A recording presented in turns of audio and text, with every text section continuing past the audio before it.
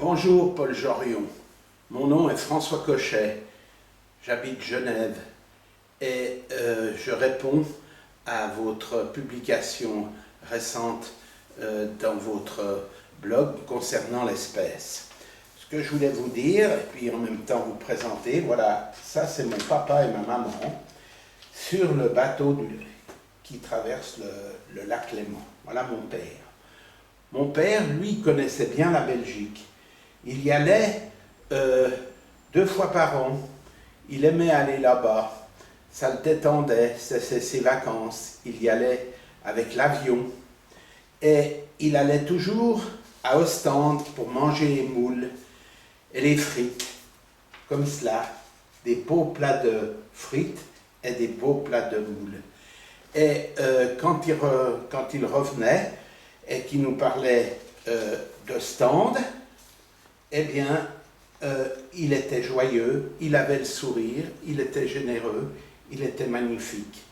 Alors il faut croire qu'à cet endroit, finalement, on fait bien les choses, encore que les moules, hein, ça se mange avec la bouche et les doigts, et peut-être que finalement, ça lui provoquait beaucoup de plaisir.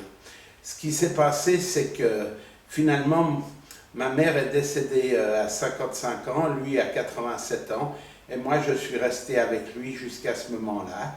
Donc vous pouvez vraiment le dire, je suis un prématuré.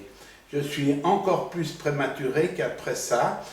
Une de ses expressions favorites à mon père, c'était « Oh, je ne suis pas un imbécile, je suis marié ». Alors, moi aussi je me suis marié, de sorte qu'après je me suis assuré.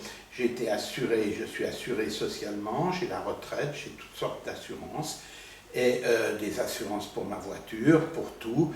Je suis complètement assuré, de sorte qu'effectivement, je suis resté globalement un prématuré, et j'ai vu aussi que le seul endroit où il y a une rubrique mature, c'est dans la liste des films pornographiques. Donc, je suis un prématuré comme beaucoup d'autres. À part ça, je vais vous montrer maintenant la photo de cet homme dont vous avez fait référence avec le film de Kubrick, Eyes Wide Shut, qui est la reprise d'une nouvelle de ce monsieur Arthur Schnitzler. Arthur Schnitzler a écrit la Traumnovelle dont vous avez cité l'existence dans votre article. Et je voulais vous signaler qu'aussi en français, on peut lire une de ces nouvelles, celle que lui-même trouvait que c'était sa meilleure nouvelle, qui s'appelle La flûte de Pan. Cette petite nouvelle, La flûte de Pan, explique même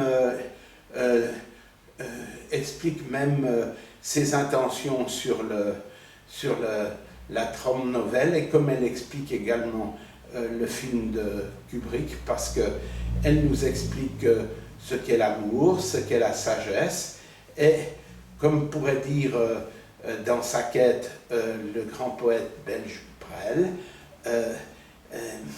la quête de l'inaccessible étoile. C'est très beau, la nouvelle de Schnitzler qui s'appelle La flûte de Pan. Je vous la laisse lire, je ne vous la révèle pas. Je vous dis simplement que le personnage principal s'appelle Dionysia, comme si finalement on avait pu avoir un Dionysos au féminin. C'est très intéressant, je vous conseille de la lire, c'est très beau. À part ça, j'ai vu aussi que en Belgique, vous aviez des poètes extraordinaires, et ces poètes extraordinaires, dont voici un de ses représentants, Marcel Moreau. Là-dedans, je touche un noyau de vérité, tu vois, là, pour moi, quelque chose qui me... Brusquement, on parlait de cette lumière qui vient des ténèbres, qui n'est pas celle de la raison, et c'est ça. Là, je suis illuminé quand j'écris une phrase comme ça, tu comprends ? Eh bien, tous ces gens sont absolument extraordinaires dans le maintien de la langue. Il ne faut pas oublier que ce monsieur a réussi à faire un livre qui s'appelle Donc, Et pour arriver à faire un livre sur un mot aussi énigmatique que donc, on peut bien comprendre que c'est une personne extraordinaire. Et c'est un livre extrêmement poétique qu'on peut vraiment conseiller à tout le monde. D'ailleurs, à la fin de cette petite vidéo, je lirai un poème de Marcel Moreau. Mais en même temps, je vais vous présenter quelques autres de ces poètes. Un poète sicilien très intéressant, Battuta, qui lui défend la langue sicilienne. Un autre personnage extraordinaire qui a été présenté par notre ami Gustave Moreau. Nous avons ici des représentations de Stefan Mandelbaum, Ce Mandelbaum, ici, il a représenté le boucher Chorette, le boucher juif, donc magnifique avec son grand tablier. Et ici, il dit en gros quelque chose de magnifique, comme quoi il a connu une pute juive et que cette pute était polonaise et qu'elle avait un regard blême. C'est aussi extrêmement poétique de la part de ce monsieur Mandelbaum, d'autant plus poétique quand on sait que finalement il a rêvé des atrocités comme quand il rêvait à Auschwitz, mais là, même quand il rêve à Auschwitz, je veux dire, c'est pour un Auschwitz totalement différent. On peut voir ici sa représentation de Göring dans sa Mercedes coupée qui vient de recevoir, quelle très belle Mercedes, et juste là en dessous, il a écrit Mazel Tov, comme ça veut le dire. Il le pousse, comme ça, il le pousse loin. Mazel Tov, ce qui veut dire en quelque sorte bonne chance, voilà. Et nous, on a aussi ici, près de chez nous, à Lyon, un personnage extraordinaire qui s'appelle Rodansky, qui est aussi un grand poète comme pour Mandelbaum, peut-être comme beaucoup d'autres, totalement inadapté, peut-être des espèces de voyous prématurés ou des prématurés voyous, on ne sait pas. Mais lui aussi, qui a été arrêté par la police, etc., a produit des poèmes absolument magnifiques. Et ce poète, Rodansky, lui, au lieu de rechercher, de rêver à Auschwitz, il rêve Shangri-La. C'est quelque chose de magnifique. Voilà. Pour terminer tout ceci, je voulais vous dire que j'apprécie beaucoup votre blog, je vous félicite et vous remercie, et que j'ai trouvé que vous étiez extrêmement baroque, suivant les cas. Alors pour cela, je vous ai mis en dernier cette représentation de Balthazar Garcian, faite par Picasso, magnifique Balthazar Garcian, dont voici une petite remarque.